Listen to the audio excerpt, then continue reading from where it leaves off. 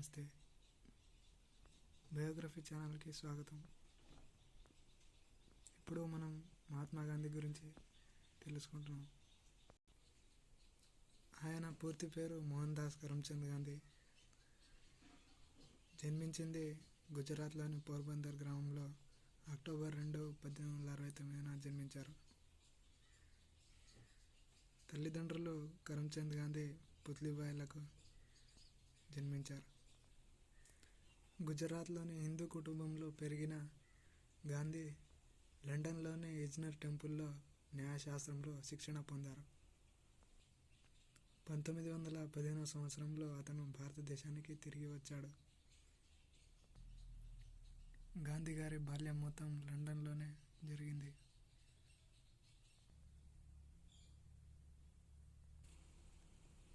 గాంధీ 1920లో కాంగ్రెస్కు నాయకత్వం వహించారు. ఉప్పు సత్యాగ్రహం, క్విట్ ఇండియా ఉద్యమం, విదేశీ వస్త్ర బహిష్కరణ వంటి ఉద్యమాలలో పాల్గొన్నారు. 1942 సంవత్సరంలో గో బ్యాక్ ఇండియా అనే నినాదాన్ని